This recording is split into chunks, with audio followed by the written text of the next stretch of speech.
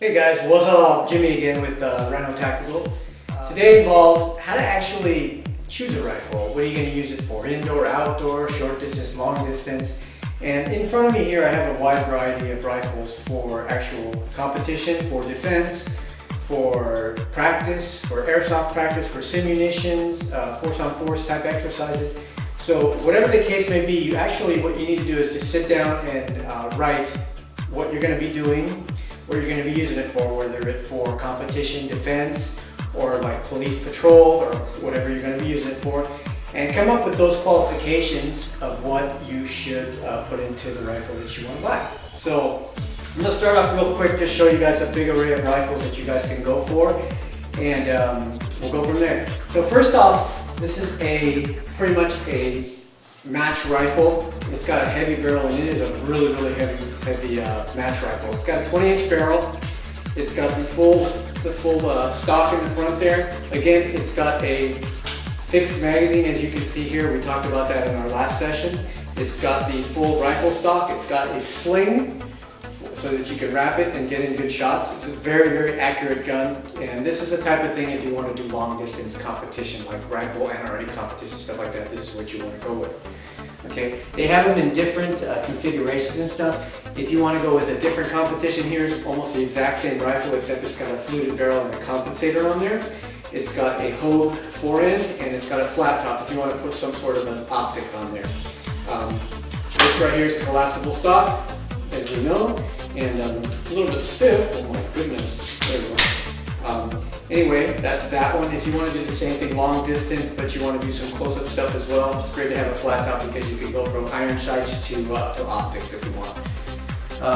Once you also want real quick, once you get the lower is the gun. So once you get a lower, you can always mix and match the uppers as well.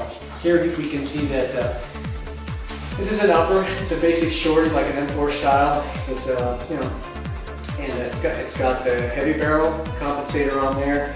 And it's just the same thing as the original match rifle, except it's a little bit shorter. So for CQB or something like that type of competition, this would be fantastic. And like I said, once you have the frame, you can throw in whatever you want. Next rifle, which is kind of cool too, is a match rifle. It's a little bit longer, but it's got the bipod on there for longer distances. It's got an M223 Nikon, which is a scope that I absolutely love. Again, remember, California compliant, so it's got a fixed 10-round magazine or less. You have all the Eagle features that you want. So I think this is the one that we showed you guys last time in the video. Next up is actually my competition rifle. This I use for distance and close-up CQB type courses, shoot houses and things like that, and 3-gun matches. It's got the Magpul Industries foregrip. It's got a gas block on the front, fluted barrel. It's a 16-inch barrel. It's got the Immaculate compensator. It's got a Trishicon 1-4 power.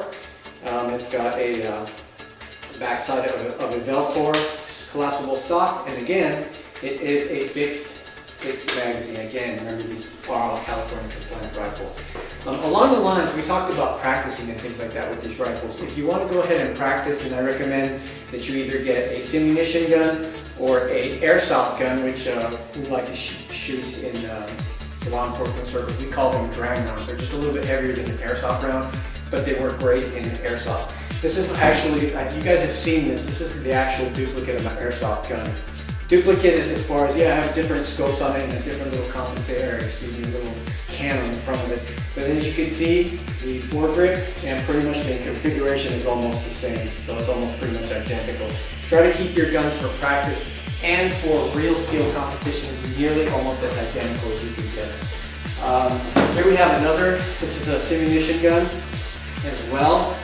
We don't have it marked right now because we took the blue tape off. We would like to mark it with blue tape or something, just so that you know that they are a simunition gun. Very real. This has actually got a Tasco AccuDot on it, and same thing. You can practice really well with these. These guns that you use for practice, as far as non-real steel, are very realistic. I mean, here's one of them. As soon as you pull the bolt back, the slide opens, and you can see here from the bolt that it fires semi-auto, and if I go auto, I mean, they're really intense guns, but You can use these for, like I said, for practice, simulations for force on force. You can actually use them to improve your competition and defensive skills in shoot houses and or competition team exercises as well.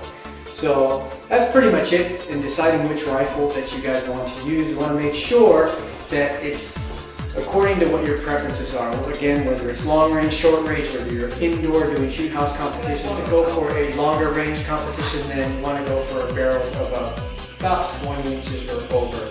And that'll get you out there quite a bit. Some people go a lot longer, some people go 24. I've had really long rifles, but I kind of like I like the shorter rifles. I favor the shorter rifles for mobility and agility. So I hope that helps you guys in choosing the rifle that we're going to be using in the next couple of weeks to practice with me through this YouTube channel. I'm going to be bringing you exercises, indoor, outdoor, day, night, as well as expanding on the pistol stuff that we've already talked about. I know we did a little bit of defense stuff. We're going to get into night defense, day defense, and this applies for rifle, pistol, and shotgun. So stick with us, and we'll see you guys next week.